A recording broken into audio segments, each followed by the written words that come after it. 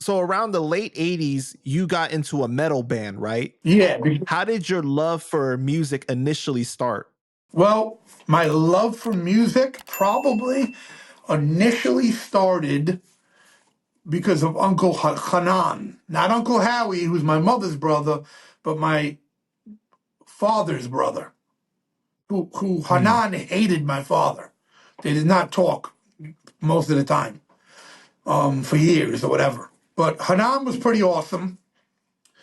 And Hanan was into music. So Hanan loved Hall Oates. So I remember probably through Hanan, Hall Oates was probably my first love of music as a little kid.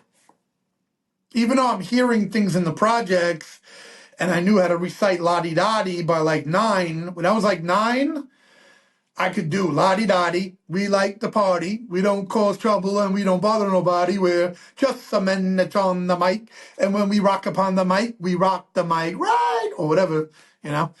I used to know it, you know what I mean? It was one of those songs that, you know, you would just know it, man. It was, you know, because I guess the environment or whatever, and the U68 channel. But musically, I remember my first love.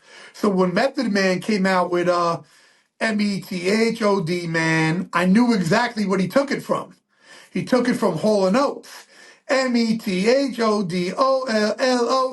It's the method of modern love. You never heard that song from Hall & Oates? Yeah. No, I know what you're talking about. It's a Yeah. fucking sick song. So I thought that was pretty incredible when Method Man came out with that joint, that he took that. I was like, oh, that's crazy. He took a Hall & Oates hook and you know, turned it into the Method Man joint. So that was kind of original, you know. I got to give him that for that.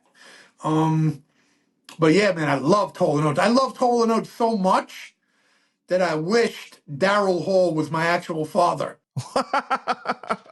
Yeah, I thought he was so cool. You know, I would wish that somehow my mother would, you know, end up with Daryl Hall and he would be my stepfather. So Daryl Hall is, you know, Hall & Oates is my first love for music. And then I started getting into probably the first metal was stuff like Mötley Crüe. A lot of glam metal. Right before Metallica, I got into like Mötley Crüe. The debut Mötley Crüe album,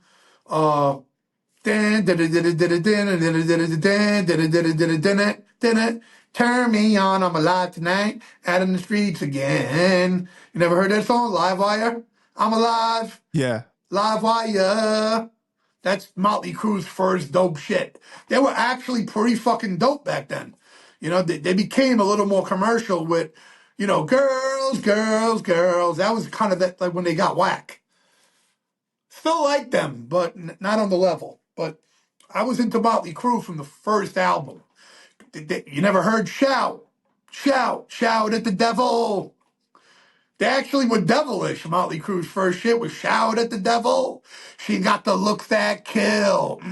Dun, dun, dun, dun. Very satanic imagery and a lot of pentagrams and, you know, so people know, the people that know be like, oh, Necro was a Mötley Crüe head.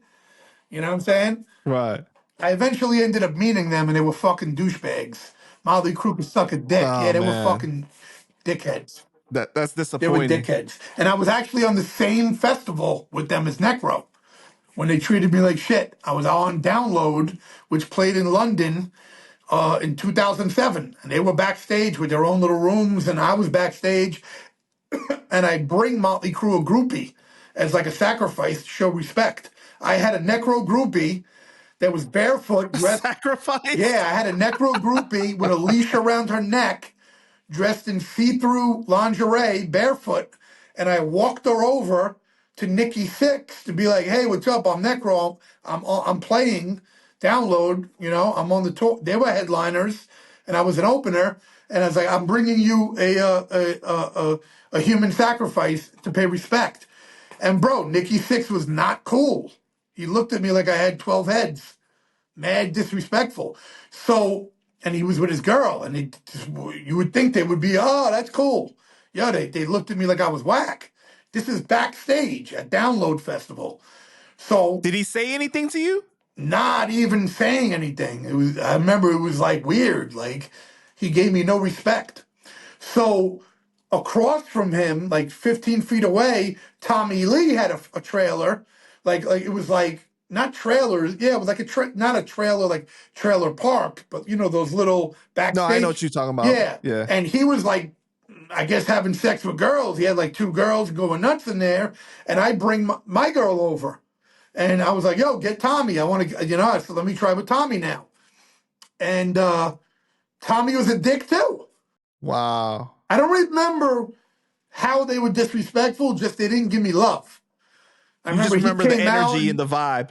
no, they were just so egotistical. Like they weren't even trying to even contemplate that I might have been somebody bringing them a female offering. It wasn't even respected. It was like, I don't know, he was a douchebag. Fuck that motherfucker. But, you know, I remember Vince So Neil was around, but Vince Neil wasn't really being a dick or anything. But yeah, I guess I got so turned off from Nikki and Tommy being douchebags that I didn't even try with Vince Neil. Maybe he would have been cool about it. gotcha. But I think he ended up coming around later. But you know who were super cool? Slayer, Tom Araya, and Kerry King were fucking awesome.